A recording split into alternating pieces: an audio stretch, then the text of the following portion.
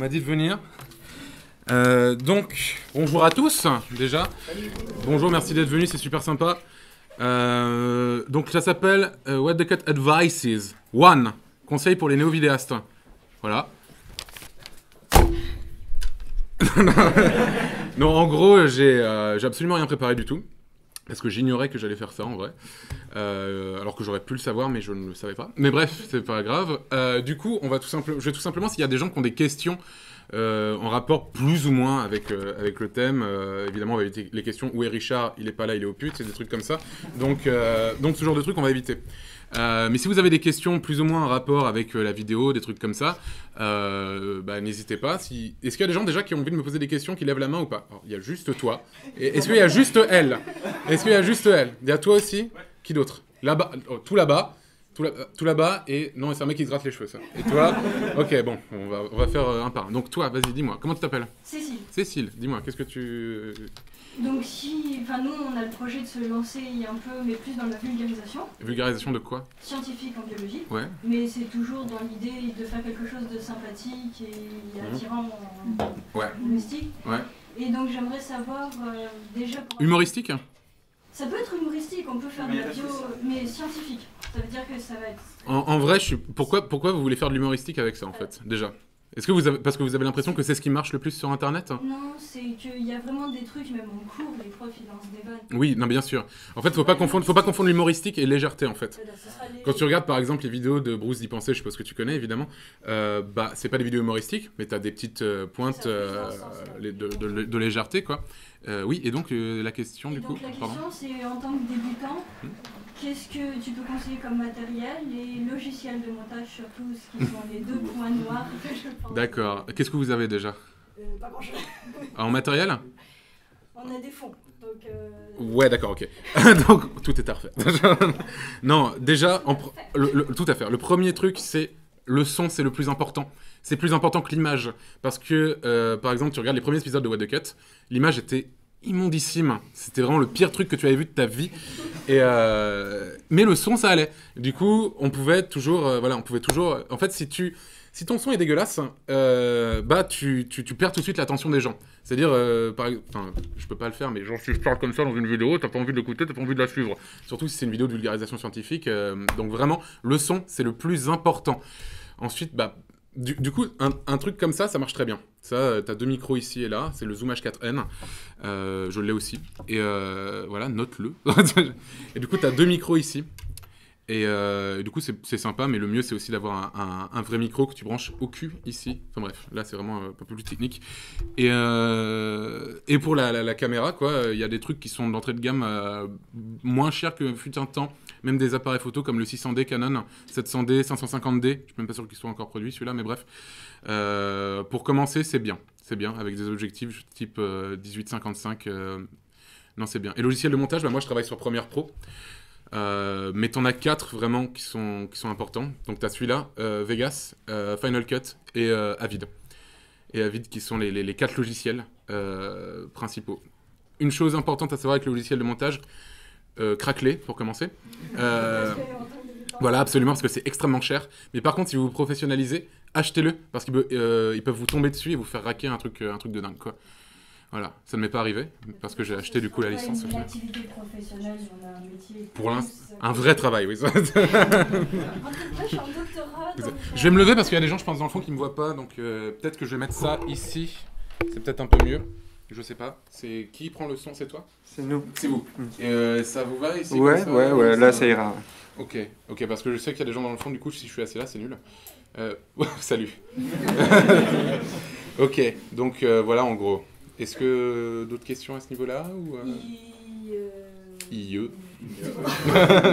Ok, qui d'autre? Toi, dis-moi. J'ai déjà une chaîne YouTube, mais c'est vraiment un... Comment ça s'appelle? Ça s'appelle Volt. Volt. Je fais dans le dos. Voilà. Ok, c'est toi. C'est un truc de Pokémon en fait. C'est vraiment ça. Je joue des cartes, ça a une petite envergure parce que ça. Je touche pas. C'est un public de niche en effet. Voilà, Ouais. Voilà. Ma question c'est qu'est-ce que tu penses qui est le plus important pour toucher le plus de monde? Est-ce que dans mon ça veut dire les boobs, un truc, mais... les boobs, boobs sur la miniature, sur la miniature. Voilà, justement l'idée c'est sans avoir besoin de mettre des gros titres en majuscules, oui, des sûr. miniatures, enfin voilà. Ouais. Est-ce que les tags sont importants? Est-ce que la description c'est le plus important? Qu'est-ce qui selon toi permettrait d'augmenter ma visibilité? Faire des bonnes vidéos. En vrai, non mais en vrai le truc c'est que l'idée c'est que évidemment que le titre, la miniature, les tags et la description sont importants. Mais en vrai, ce qui est le plus important, c'est le contenu. Et ça se partagera uniquement si ta vidéo est cool. Mais n'hésite pas, tu vois, t'as un public de niche, n'hésite pas à aller voir des forums qui parlent de ce genre de trucs, tu vois, histoire de poster dessus, je fais des vidéos là-dessus, est-ce que ça vous plaît, etc. Et du coup, là, dans tous les cas, je suis persuadé, et j'ai pas eu de contre-exemple, si tu fais des vidéos de qualité, tu trouveras forcément un public, petit ou plus majeur. Mais dans tous les cas, tu trouveras forcément un public au bout d'un moment, tu vois. Il faut persévérer, il faut pas s'arrêter, mais il faut quand même se remettre en question, s'il y a des trucs qui vont pas, etc. Compare-toi aussi peut-être au niveau de la technique avec des gens qui marchent peut-être un peu plus que toi, et de te dire pourquoi eux ils marchent plus que moi, et pourquoi moi un peu moins. Ce genre de trucs, tu vois. Et juste au niveau de la technique, tu vois. Quand je te disais le son, l'image, etc., c'est très important. Mais il n'y a pas de formule magique en vrai. Il n'y a pas de formule magique, c'est uniquement ça marche sur le partage. Et quand tu fais un truc de niche, c'est plus compliqué en effet. Parce que bah, si tu partages ça sur ton Facebook, je suppose que tes amis du lycée sont pas forcément très intéressés par ce genre de truc, tu vois. Donc n'hésite pas à aller voir des communautés, peut-être des pages Facebook qui parlent de ça, des forums, il y en a plein, tu vois. Des trucs comme ça. Et ouais, c'est comme ça que ça fonctionne, quoi, tout simplement. Bah, je vois des gens, par exemple, comme Mea, je sais pas si tu vois qui c'est. Enfin bref. Fait des vidéos assez niches sur le cinéma et sur les jeux vidéo et sur les jeux de société. Il fait ça depuis plusieurs années. Essaye d'aller lui parler parce que lui, c'est quand même, pour moi, c'est quand tu me parles vraiment public de niche, etc. C'est lui. Il a un peu plus de 30 000 abonnés, il me semble, ce qui est vraiment bien. Et du coup, essaye d'aller lui parler. Il est là. Il s'appelle Monsieur Mea. Il signe avec Ginger Force en bas, quoi. Et n'hésite pas à aller lui parler, quoi. Dis-lui que tu viens de ma part et voilà. Et je pense qu'il te donnera des bons conseils à ce niveau-là, quoi. C'est gentil, merci. Voilà. D'autres questions de ta part? Non, ça va. Ok. Oui, dis-moi.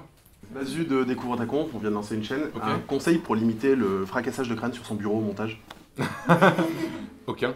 Tu vas te fracasser le crâne au montage? Pourquoi? Qu'est-ce qui t'embête au montage? Est-ce que tu aimes faire ça? J'adore. Bah alors, c'est merveilleux. C'est du bon fracassage de crâne. Tu fais, ah, j'ai mal, mais j'aime ça. Non, pour du gain de temps principalement. Je viens de prendre en main Premiere Pro et c'est... Est-ce que tu prends ton son séparément avec ta caméra? Là pour l'instant non. Non, ok. Bon, bah pour l'instant, ton gain de temps est maximum en fait. T'as même pas à recaler des pistes entre elles, du coup en vrai pour l'instant, bah non, c'est le détail du détail du détail du détail. Et il faut que tu passes des heures et des heures et des heures sur chaque plan, c'est très compliqué quoi. Donc il n'y a pas vraiment de truc. Moi aussi, je me prends grave la tête sur le montage et j'ai pas de formule magique non plus pour que ça aille plus vite, quoi. C'est juste qu'au bout d'un moment, quand tu commences à être rodé, bah, tu commences à connaître les raccourcis par cœur et du coup, forcément, c'est plus facile, quoi. Mais sinon, en vrai, pas forcément, quoi. Okay. Voilà, tu vas en chier, mon gars. Tu vas en chier. Et ouais. Ça, c'est sûr. C'est sûr. Qui a dit ça, c'est sûr, au fond. C'est mon patron. Ah, c'est ton patron. Très bien. Fort bien. Quelqu'un d'autre, dites-moi. Personne. Ah, toi, tout au fond. Vas-y. En fait, c'était par rapport au... J'ai l'impression que pour faire une vidéo où les gens ne se lassent pas, en fait, il faut que le rythme soit très important. Et en fait, c'est une question comment on trouve le rythme et... Enfin, dans le sens... Le rythme, en fait, le rythme, c'est ce qu'il y a de plus important. Pour de vrai. Et dans le rythme, il y a beaucoup de gens qui confondent le rythme et la vitesse. Beaucoup de gens disent une vidéo est rythmée, ça veut dire qu'elle va vite. En fait, c'est pas le cas. Pour moi, je trouve que les vidéos de Axolot, je pense que beaucoup de gens connaissent ici, sont extrêmement bien rythmés. En fait, le rythme doit servir ton propos. C'est-à-dire que moi, par exemple, c'est une émission très nerveuse. Et du coup, forcément, il faut que ça s'arrête jamais, quoi. Faut que ça y aille tout le temps. Alors que quand tu regardes les émissions de Patrick d'Axolot, bah, il essaie de te faire rentrer dans une ambiance, etc. Du coup, le montage est un petit peu plus long, la façon dont il parle est plus lente, le son est pris différemment, etc. Et ça fait partie du rythme, en fait. Et en fait, il faut que tu arrives à voir un peu le thème de comment tu fais quelle est ta vidéo, en fait, quelle est la vidéo que tu veux faire, et comment le rythme peut servir, en fait, ce propos, tout simplement. C'est ce qu'il y a de plus important, vraiment. Et en effet, et du coup, ta question, c'était... En fait, c'est parce que c'est vraiment quelque chose qui est difficile à assimiler. On ne sait pas vraiment quel rythme prendre, surtout quand on débute. Tu fais quoi comme vidéo? Pourquoi pas encore? Ce serait de la vulgarisation pour de l'art et de l'architecture. D'accord, oui. Donc après, je sais pas. Ça fait combien de temps que tu as ce projet? Plusieurs mois. Quoi? Plusieurs mois. C'est-à-dire plusieurs mois. Ouais, environ 1 an. Pourquoi il n'y a toujours pas de vidéo?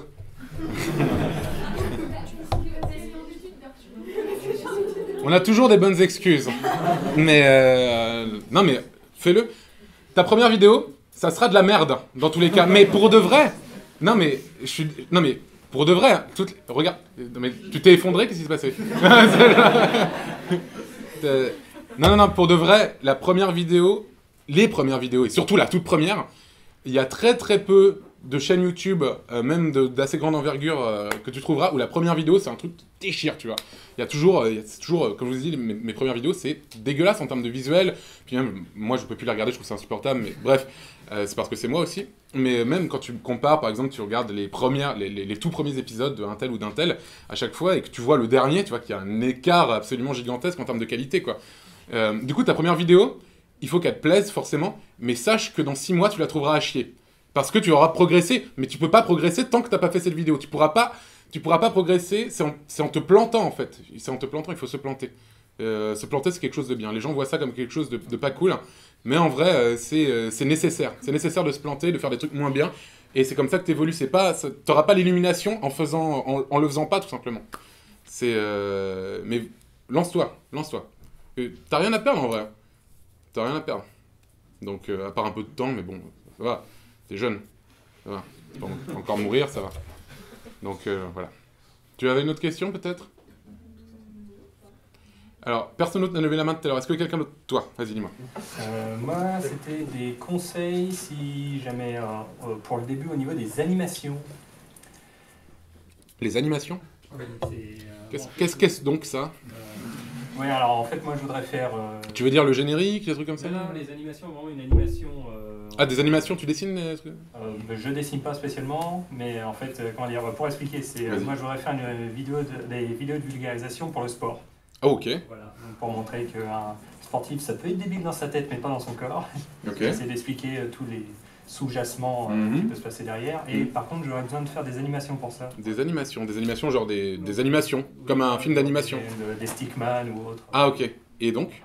Et donc c'est s'il y a des, on va dire des logiciels qui font un peu plus ça. Alors, moi je fais pas d'animation.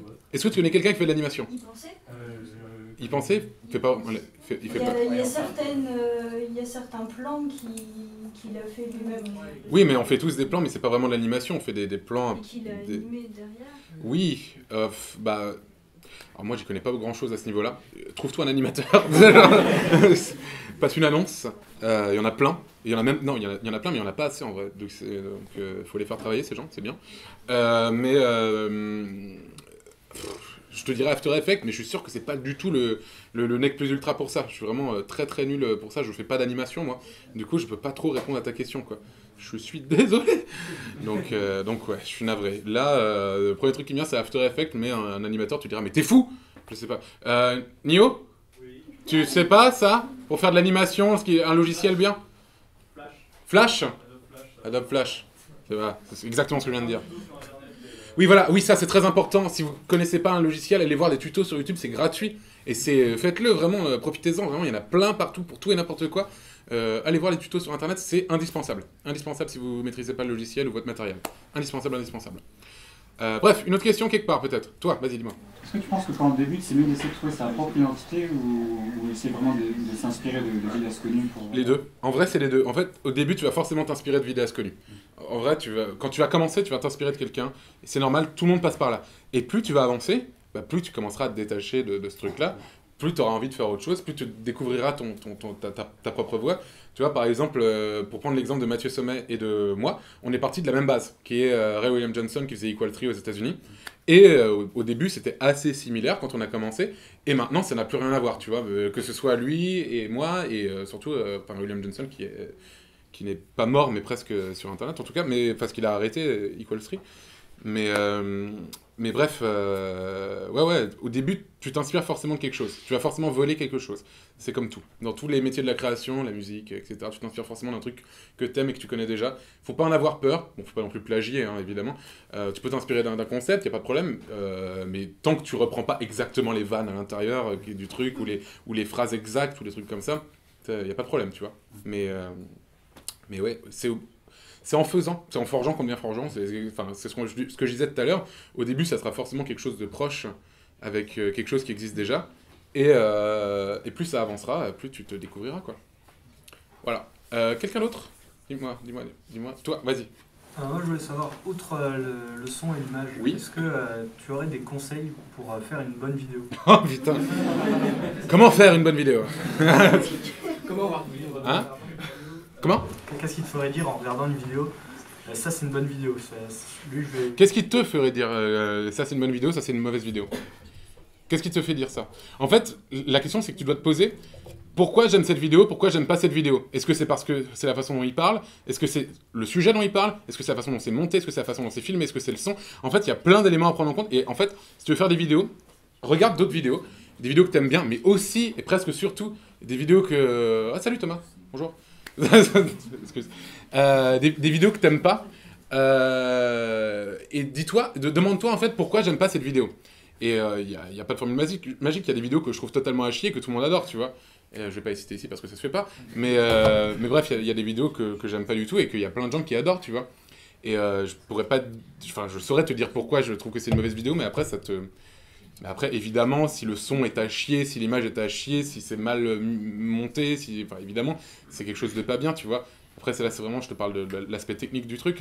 Et comment faire une bonne vidéo ? Ça sera le sujet de la première vidéo qu'il y aura sur la semaine secondaire, en fait. Je vais donner quelques conseils à ce niveau-là. J'avais écrit un article, en fait, il y a 1 an et demi sur mon Tumblr, qui s'appelait 15 conseils pour youtubeurs débutants, en gros. Et je vais un peu l'adapter en vidéo, parce que je trouve ça plus éloquent en vidéo. Mais il y a tellement de choses à dire, tellement de choses à dire, c'est une question tellement vaste. Si t'as peut-être un truc un peu plus précis, du coup... Non. Tu fais des vidéos ? J'aimerais bien un jour. Tu aimerais bien un jour. Et depuis combien de temps tu aimerais bien un jour ? Quelques semaines. Ah, bon. Ok. En fait, ça fait 1 an, mais il a pas osé le dire. Ah, ok. Ça fait depuis septembre que ça va venir. Ah bah oui. Ah voilà. Ok. Bref, il y a... Vraiment, la question que vous devez vous poser, c'est pourquoi est-ce que je trouve ça bien ? Pourquoi est-ce que je trouve ça pas bien ? Pourquoi est-ce que la vidéo de machin truc... Pourquoi la vidéo de Cortex, elle est à chier ? Pourquoi la vidéo de Cortex, elle est à chier ? Pourquoi la vidéo de machin, elle est cool, tu vois ? Pourquoi ? Est-ce que c'est parce que lui, il est à chier ? Est-ce que c'est parce que comment c'est fait, c'est à chier ? Est-ce que c'est... Enfin bref, tu vois ce que je veux dire. Et posez-vous la question sur tous les détails. Je sais qu'au début, c'est pas forcément quelque chose... Tu regardes la vidéo, tu te dis c'est de la merde, je passe à autre chose. Mais regarde là, et dans le détail, essaie de trouver pourquoi ça va pas. Voilà, tout simplement. Une autre question peut-être ? Nulle part. Bonne soirée à tous. Non, sérieux, quelqu'un a une question ? Tout là-bas, tout... Oh putain, tu es très très loin. Vas-y. Si jamais dans les vidéos qu'on aimerait faire, on souhaiterait inclure des extraits soit de films, de musique, comment faire pour ne pas se faire taper dessus par YouTube Alors, tu veux faire quoi ? La vulgarisation de bio d'anciennes stars du ciné. De biographie d'anciennes stars du ciné, ok. Alors, il y a des techniques de triche, bien évidemment, et je vais toutes vous les dire. Déjà, quand tu prends un extrait de film, n'hésite pas à le pencher un petit peu. Penche-le un petit peu sur le côté. En vrai, ça fonctionne. Genre de 2 degrés, tu vois, un truc comme ça, tu le penches un petit peu. Du coup, tu te fais moins capter. Aussi, évite de mettre des extraits trop longs. Genre, mets pas un extrait d'1 minute d'un film, tu vois. Là, c'est mort, et tu l'auras bien cherché. Et pour ce qui est des musiques, les musiques, c'est pareil. Faut qu'elle soit... En fait, le bot YouTube est extrêmement débile. Et c'est-à-dire qu'il analyse le spectre sonore et il dit « Ah non, ça je reconnais, ça c'est machin. Non, ça je reconnais, c'est machin, va te faire foutre. » Et en fait, il y a des techniques pour ça. Alors, tu peux prendre une musique qui ne t'appartient pas. Si tu parles dessus des trucs comme ça, du coup, ça va complètement... le spectre, il va être pas du tout le même que la musique de base. Et du coup, ça va complètement le fucked up totalement. Mais par contre, si tu mets une musique à un moment, mets-la moins de 30 secondes. 30 secondes, c'est le maximum. Moins de 30 secondes. Pour l'instant, peut-être que plus tard, ça sera moins. Mais pour l'instant, c'est 30 secondes. Et la petite technique, alors là, c'est un peu compliqué. Il y a un truc que je fais parfois quand je dois mettre une musique un peu longtemps. Et Et alors, il faut savoir que l'oreille humaine entend de 20 Hz à 20 kHz, c'est-à-dire de très très grave à très très aigu. C'est-à-dire qu'en dessous de 20 kHz, on n'entend plus rien. Tu mets un son très fort à 10 kHz, donc inaudible à l'oreille humaine, mais par contre, le spectre du truc, ça va complètement le brouiller totalement. Et du coup, ça sera imperceptible pour les gens, mais par contre, pour le bot YouTube, il va rien comprendre à ce qui se passe, du coup, il va pas du tout reconnaître le truc. Ça, c'est une technique, la technique du petit enculé, je l'appelle. Et ouais, du coup, voilà, pour ce genre de truc. Et en gros, ouais, n'hésite pas à pencher l'image pour un extrait de film, changer un peu la colorimétrie peut-être, faire un effet miroir aussi, ça peut marcher, tout en penchant. Essaie de faire le maximum de petites modifications, histoire de vraiment, voilà, ce genre de truc, quoi. Carrément. Quelqu'un d'autre peut-être ouais, toi, je t'ai pas, vas-y, dis-moi, vas-y. Une fois qu'on a fait sa vidéo, sur quelle plateforme est-ce qu'on peut la diffuser? Enfin, non mais au-delà de YouTube, oui. Par exemple, toi maintenant tu diffuses aussi sur Dailymotion. Qu'est-ce qu'il y a de mieux? Qu'est-ce que tu penses de ça? Oui. Par exemple, on a une chaîne YouTube aussi qui s'appelle Junk Food Factory et du coup on diffuse maintenant aussi sur Dailymotion. On se rend compte qu'il y a quand même un peu moins de monde, donc voilà. En effet. À titre d'exemple, le dernier What the Cat a fait, je crois, 12 000 vues, un truc comme ça. Ouais. Donc c'est un peu moins, on va dire. Mais non. Bah après, le meilleur à l'heure actuelle, ça reste YouTube. Et même en termes de player, ça reste le meilleur. C'est un des seuls. Il y a Vimeo aussi, etc. Mais qui propose la 4K, du 60 FPS, des trucs comme ça. Du coup, à l'heure actuelle, c'est vraiment devenu le meilleur. Mais c'est bien aussi d'avoir une copie, une chaîne miroir sur Dailymotion, en effet, par exemple. Pour, au cas où, si un jour YouTube s'effondre, on sait jamais, t'auras un truc à côté. Mais à l'heure actuelle, c'est vrai que YouTube, hélas, c'est un indispensable. C'est vrai que c'est pas l'idéal parce que avoir un internet qui appartient qu'à une dizaine de sites, Google, Facebook et Google, c'est YouTube et compagnie, c'est pas l'idéal. Mais à l'heure actuelle, en effet, si tu veux vraiment avoir le plus d'audience possible, peut-être même en faire ton travail ou un truc comme ça, c'est en effet, c'est la seule alternative, tu vois. À l'heure actuelle. Dailymotion, en effet, tu n'auras personne. Le site est... ils sont très gentils à Dailymotion, mais leur site est mal foutu, quoi.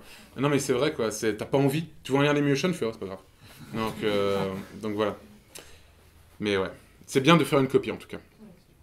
Voilà. Oui, donc tu avais une question. Moi, j'avais une question. Est-ce que le bot YouTube, il va aussi embêter pour des chansons qui sont maintenant libres de droit parce qu'elles sont trop vieilles et tout ça? Bah, ça dépend. Tu parles par exemple des musiques... Ah, de très connues, c'est encore pire. Non, mais qui sont à la base libres de droit. Donc si elles sont libres de droit, tu n'auras aucun problème. Oui, mais le bot YouTube n'est pas forcément toujours... Non, en fait, libre de droit, tu n'auras pas de problème avec le bot YouTube. Par libre de droit, ça veut pas dire gratuit. Non, mais en citant ou en... Ah non, ça arrange. Non, tu achètes. C'est pas en citant, ils s'en foutent complètement. Non.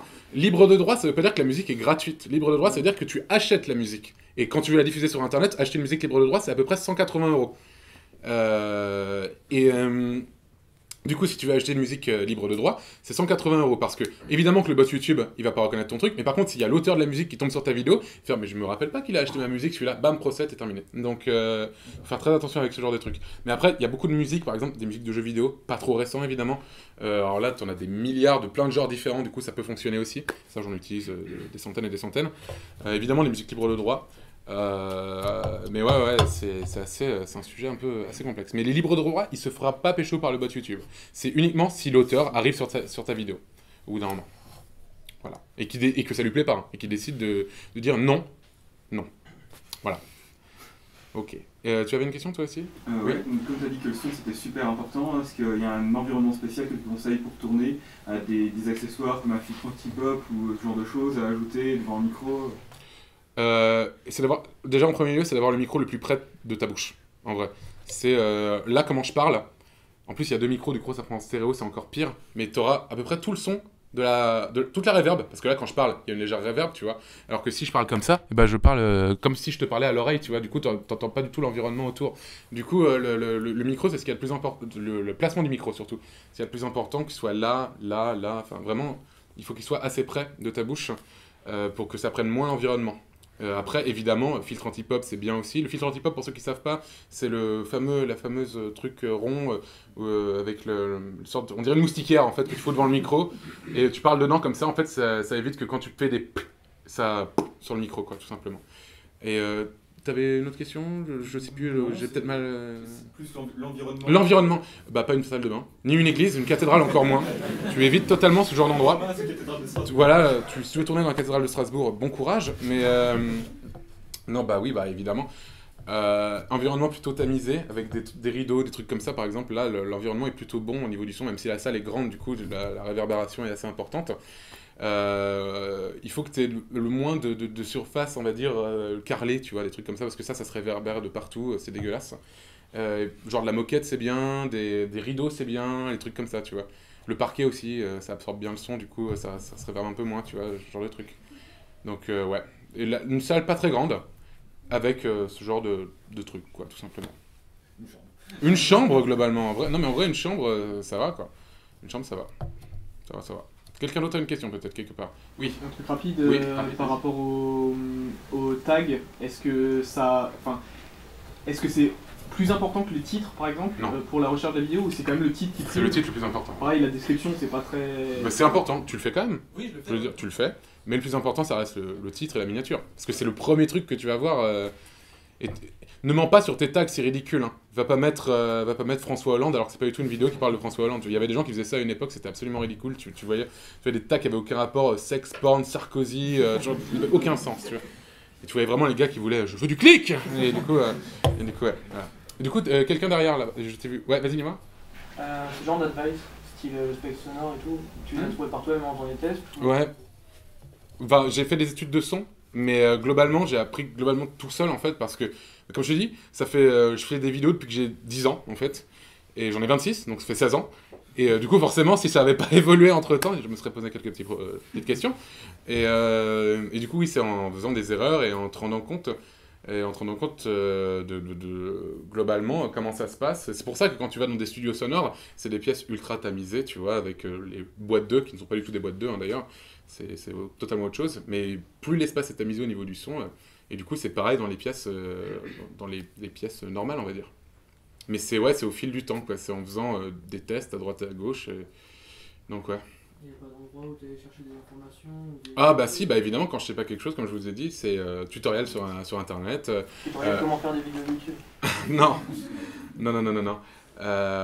bah tout simplement, si tu ne sais pas servir de ton logiciel de montage, bah tu vas voir un tutoriel, servir de Premiere Pro, comment faire tel effet sur Premiere Pro, ce genre de truc, et t'apprends petit à petit. Au début, c'est dégueulasse, et après, c'est de mieux en mieux, quoi. C'est tout. C'est un peu comme tout, quoi. Quelqu'un d'autre a une question quelque part? Dites-moi. Wow! Allez! Toi, vas-y. Au niveau des réseaux sociaux, oui.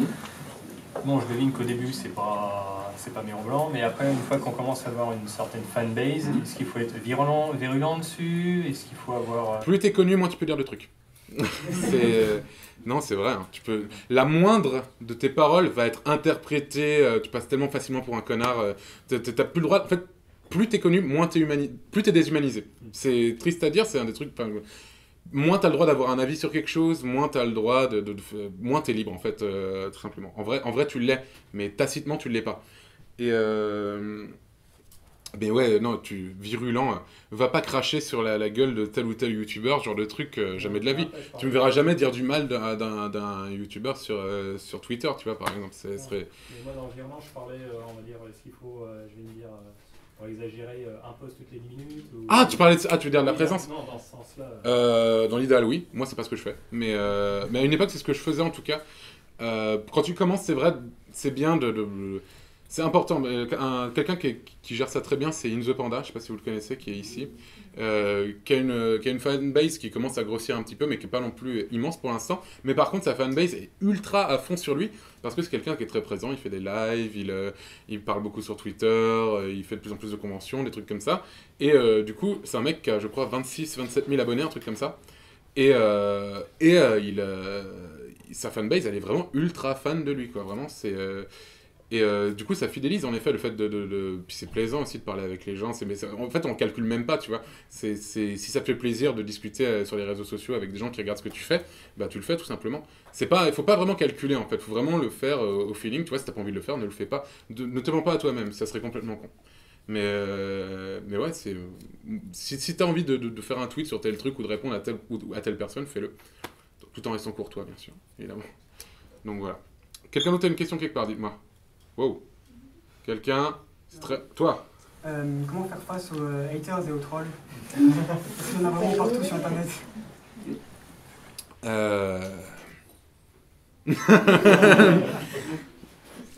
Et ben, en vrai, ça prend beaucoup de temps.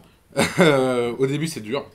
Tu te souviendras toujours de la première personne qui te dira que ce que tu fais, c'est de la merde et que surtout, toi, t'es une merde, pas ta vidéo. Toi, ta personne est une merde. Mais non, au début, c'est compliqué. Et les trolls, il y en a tellement.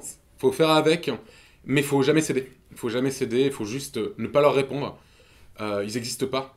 Les trolls, c'est des gens qui te crachent à la gueule, mais qui vont quand même voir ta vidéo. Donc, qu'est-ce que tu veux que je te dise de plus, quoi? Toi, tu vas voir... Qu'est-ce qui t'arrive, toi, là-bas, Nio? Un texto? Tu peux le lire, s'il te plaît? Non, du coup, tu m'as fait... T'es con! Je sais plus ce que je voulais dire. Les trolls. Ces petits salopards. Non, en fait, je pense que les trolls sont des gens tristes. Pour de vrai, en plus. Je pense que c'est des... Parce que c'est... Quand je vois des commentaires longs pour dire que je suis une merde, je me dis, mais fais autre chose. Enfin, je veux dire, c'est... Tu perds du temps de ta vie, en fait. Et quand tu seras sur ton lit de mort, tu te diras, ah, j'ai quand même passé 30 minutes de ma vie à écrire un commentaire troll sur une vidéo d'Antoine Daniel. Tu vois, c'est nul à chier comme achievement, tu vois. C'est complètement nul à chier. En fait, le truc, c'est que il faut accepter les gens qui te disent qu'ils aiment pas ta vidéo, etc. Par contre, à partir du moment où ça commence à devenir des attaques personnelles, pour moi, ça c'est inacceptable et ça n'existe pas. C'est-à-dire, les gens, ces gens, je les ignore totalement. Et après, c'est difficile, c'est vrai, quand tu commences à être vraiment un peu plus gros sur YouTube, forcément, plus t'es connu, plus tu t'en prends la gueule.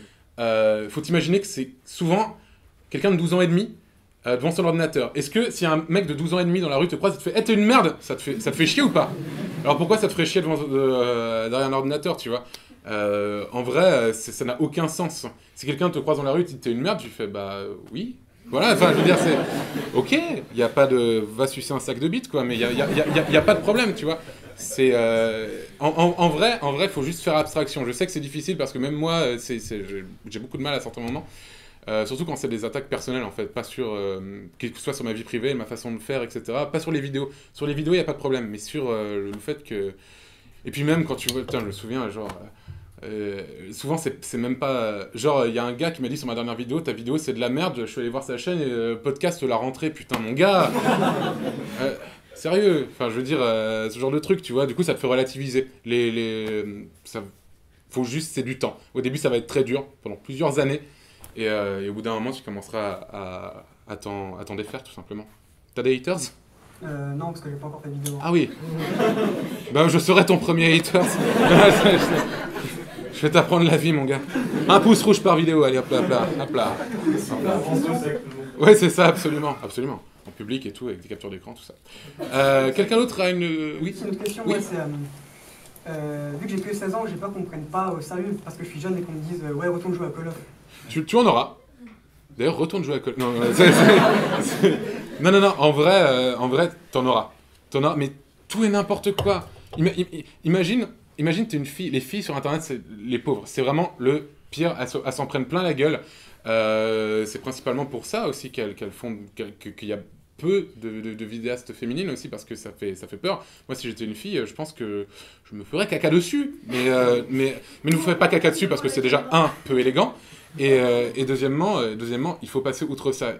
T'as le moindre défaut physique, t'as un cheveu sur la langue, je sais pas, t'as une afro, t'es blanc, t'es noir, t'auras forcément des gens qui te diront « Ah, je t'ai trouvé ton défaut, regarde, tu as 16 ans !» Oui, bah voilà, écoute mec, tu t'en fous, en vrai t'en auras des comme ça. Si ta vidéo elle est bien, tu trouveras ton public, c'est pas grave. Regarde, il y en a qui ont Il y en a qui ont 15 ans, qui ont des centaines de milliers d'abos, qui ont leur public. Évidemment, il y a des gens qui trouvent que c'est de la merde, mais tu pourras jamais plaire à tout le monde dans tous les cas, ça c'est sûr. Et c'est pas grave en vrai, c'est pas grave. C'est comme ça. Mais n'hésite pas, n'aie pas peur de ça. N'aie pas peur de ça. Dans 2 ans, tu auras 18 ans, de toute façon, puis même, on s'en fout, c'est bien.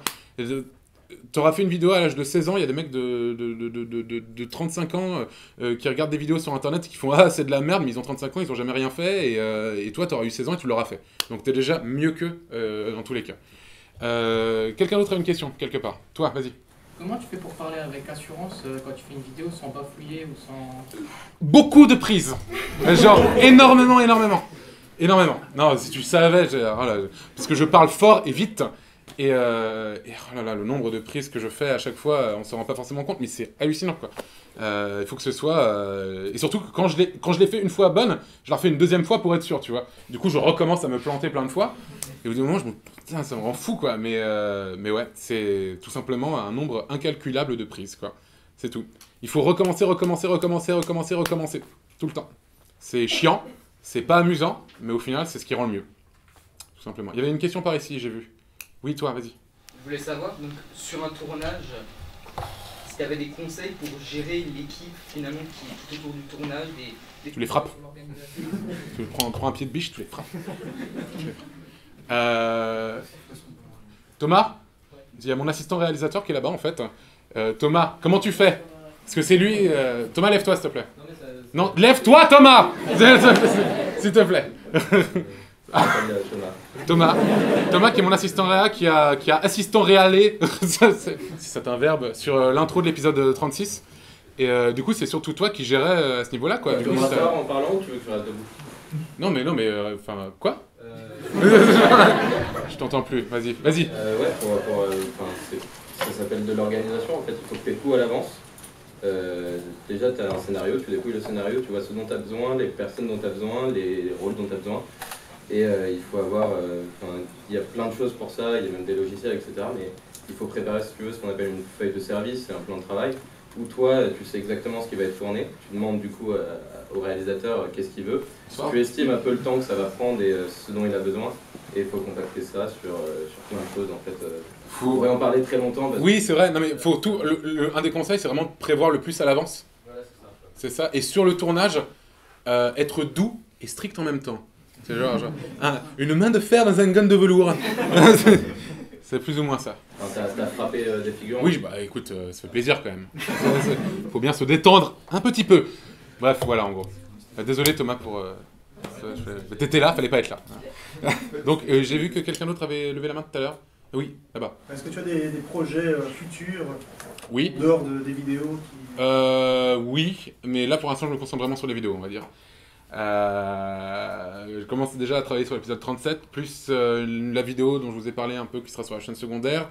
Plus je commence à écrire des petits courts-métrages, peut-être. On verra si c'est bien. Si c'est pas bien, je le fais pas. Si c'est bien, je le fais. Et un peu en mode ce que fait Tomska au Royaume-Uni, je sais pas si vous connaissez. C'est bien, si vous connaissez pas, allez voir. Voilà. Et donc oui, ça principalement. Principalement. Une autre question quelque part. Oui, vas-y. Est-ce que tu écris les parties, en dehors des parties complètement scénarisées, etc., les parties où en fait tu présentes les chaînes, etc., est-ce que tout est écrit? Est-ce que... Alors ça c'est une question qui me revient souvent, et je trouve ça fou, parce que évidemment, tout est absolument écrit, en fait, il n'y a rien d'improvisé, au millimètre près, la moindre virgule, il faut qu'elle soit placée, parce que ça fait partie du rythme, en fait, tout simplement. Je peux pas... Je regarde même pas la vidéo en vrai. Si je regarde la caméra, tu vois, mon écran d'ordinateur est là en fait quand je parle et la caméra est là. Et du coup, oui, tout est écrit. Je saute une ligne à chaque fois que je dois couper, etc. Enfin, chacun a sa façon d'écrire le truc, quoi. Et non, tout est absolument écrit de A à Z, le moindre point, la moindre virgule, le moindre tiret, le moindre tréma. Voilà. Non, ouais, rien n'est improvisé. Et il faut jamais rien improviser. Sauf si tu fais des let's play ou des trucs comme ça, évidemment. Ce serait très con d'écrire pour ça, mais ouais, non, quand tu veux faire de la vidéo montée, en tout cas, de la vidéo montée un peu fiction, un peu review, ou de la vulgarisation, des trucs comme ça, il faut tout écrire, ne jamais improviser parce que t'es pas à l'abri du et puis même, la blague est nulle dans tous les cas. Je veux dire, si t'improvises une blague et ça le fait pas. Il faut vraiment tout écrire, tout prévoir, toujours. Une autre question quelque part. Oui, vas-y. Quand t'écris, que tu montes, tu fais tout seul ou tu as quand même une bande de potes derrière où tu testes les vannes avec eux ou... Je monte quelques passages à quelques personnes, quoi. Mais je fais tout seul. J'écris et je monte tout seul. Bon, les effets spéciaux, c'est pas moi qui les fais. Évidemment, pour les gros tournages, j'ai une équipe technique, ce genre de truc. Mais au niveau du montage d'écriture, c'est tout seul, quoi. Évidemment, quand je trouve un truc et que je le fais, je le montre à quelques personnes et je leur dis c'est marrant, c'est bien, c'est pas bien. Mais globalement, j'essaye de moins montrer à mes potes parce que j'aime bien qu'ils aient la... C'est aussi pas mal pour eux que je fais les vidéos et j'aime bien qu'ils aient la surprise en voyant le truc et que ça les fasse rigoler, quoi. Parce que c'est super cool quand tes potes te disent ah c'était trop marrant, tu vois, genre de truc. Et donc ouais, non, je fais tout seul sinon. Voilà. Quelqu'un d'autre ailleurs. Ok, ça devient gênant. Quelqu'un non, vas-y. Est-ce que tu as déjà dû faire des démarches pour avoir des autorisations de tournage dans des lieux publics?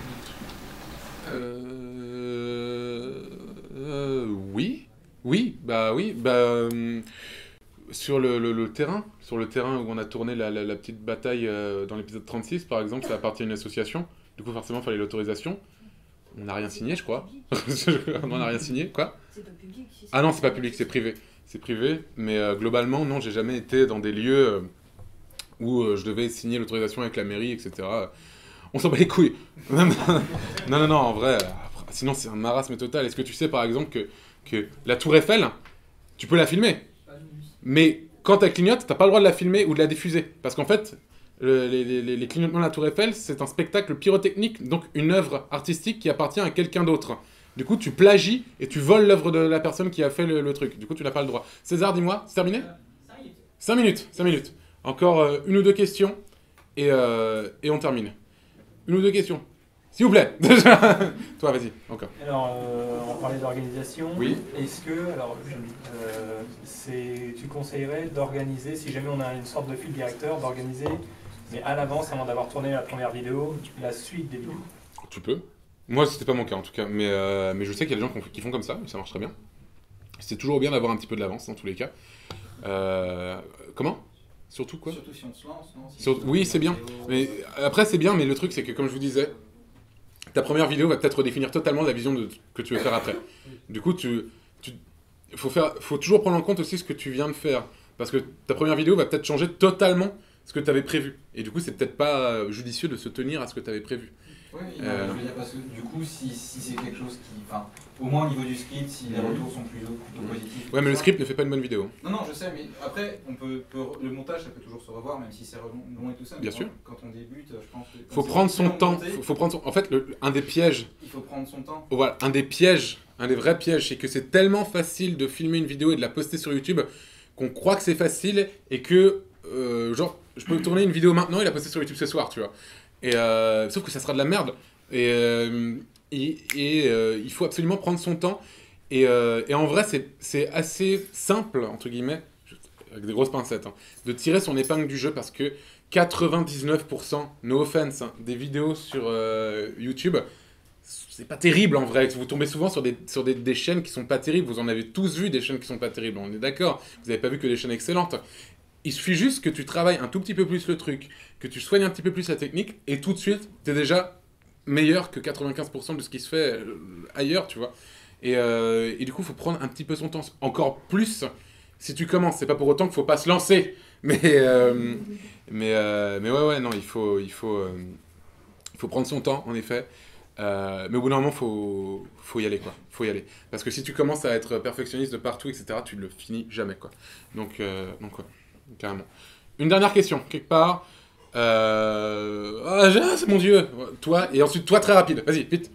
Alors, quand on devient un vidéaste assez connu, après, est-ce que c'est important de passer par des networks? Je sais que ça existe beaucoup. Est-ce que ça apporte quelque chose en fonction de ton expérience? Les networks, pour ceux qui ne savent pas, c'est des régies publicitaires qui, en fait, alors, sur YouTube, on vit de la publicité, qui sont avant les vidéos, ou sur le côté des vidéos, ou dans le petit bandeau en bas. Donc plus la vidéo a de vues, plus les publicités coûtent cher, plus on gagne de l'argent, tout simplement. Et les networks, c'est des régies publicitaires qui te trouvent des publicités qui sont plus adaptées à ta vidéo. Par exemple, si tu fais des vidéos de jeux vidéo, il va te trouver des pubs de jeux vidéo. Du coup, les pubs vaudront plus cher parce que ça sera ultra ciblé, tu vois. Du coup, ça peut être un avantage à ce niveau-là. Après, c'est pas nécessaire. Par exemple, quelqu'un comme... je sais pas si j'ai le droit de le dire, en fait, du coup... un youtubeur très très connu français, très connu, hein, vraiment très connu, très connu, pour ne pas dire presque le plus connu, en fait, est resté pendant 7 ans sans network. Et parce qu'il n'en avait pas besoin et que ça lui allait très bien comme ça. Moi, par exemple, et le network peut t'aider aussi à te protéger. Parce que moi, par exemple, j'utilise plein de trucs qui ne m'appartiennent pas. Et le network est là aussi pour me sauver la vie, parfois. Voilà, tout simplement. Et ta question, pour terminer? Sur What the Cut, justement, l'étalonnage, comment tu le gères et avec... Mal. Je le gère très mal. Je suis un très mauvais étalonneur. J'apprends, hein, j'essaye. J'ai pas de très bon logiciel pour te dire l'étalonnage. J'ai des trucs qui sont assez grossiers, quoi. Donc c'est Magic Bullet Looks, hein, qui est un plugin que je fous sur Premiere Pro. Et je fais des modifications là-dessus, etc. C'est vraiment pas l'idéal. J'ai pas vraiment de nom de logiciel d'étalonnage. Je suis pas le mieux qualifié pour ça. Le meilleur, c'est toujours Karim Debache au niveau de l'étalonnage.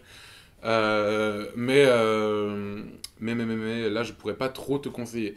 J'ai encore beaucoup de chemin à faire au niveau de l'étalonnage. Voilà. Après, justement, dans le domaine un peu plus professionnel, j'ai entendu parler de... Bah, pour ceux qui ne savent pas ce qu'est l'étalonnage, quelqu'un sait pas ce que c'est l'étalonnage ici, au fait, juste... Thomas? Tu sais pas ce que c'est? Tout le monde sait ce que c'est, plus ou moins, non? L'étalonnage, en gros, c'est donner une... pour résumer très grossièrement, donner une certaine cohérence visuelle, que ce soit au niveau de la luminosité, de la teinte de l'image, etc., entre les différents plans. Et aussi donner une couleur, une chaleur, ou un truc comme ça, par exemple.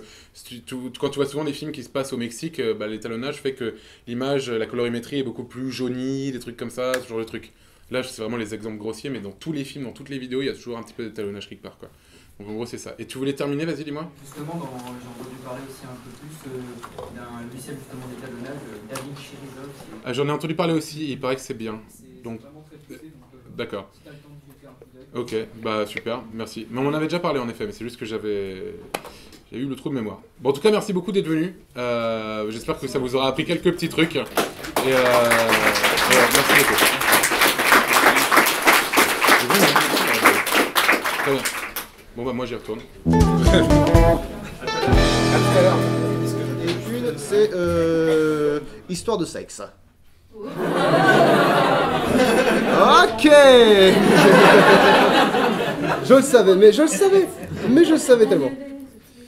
Après cette soirée, il aurait souhaité avoir assisté au match, mais comme ça, sa vie était détruite. C'est parti. Pardon? Quel est l'âge du capitaine? Va te faire foutre. Non, sérieusement, c'est un jeu où il faut être hyper concentré, donc éviter les questions. Voilà. C'était la première, c'était gratuit. D'accord, super. Rends l'argent aux abonnés. Ouais. Ok. Est-ce que c'est un joueur? Est-ce que c'est un joueur? Non. Voilà, ça c'est un exemple de bonne question. Est-ce que c'est lui qui animait la soirée? Est-ce que c'est lui qui animait la soirée? Animer la soirée? Non. Est-ce que quelqu'un l'a empêché d'y aller? L'a pas empêché, non, c'était son choix. Est-ce que c'est un match de foot? En l'occurrence, oui, mais on s'en fout. Devait-il y aller avec quelqu'un? Oui. Est-ce qu'il y a une femme dans l'histoire? Oui. C'est-à-dire que là, c'est l'édition sexe, donc... On peut avoir l'esprit ouvert. Et pas que l'esprit. On se calme.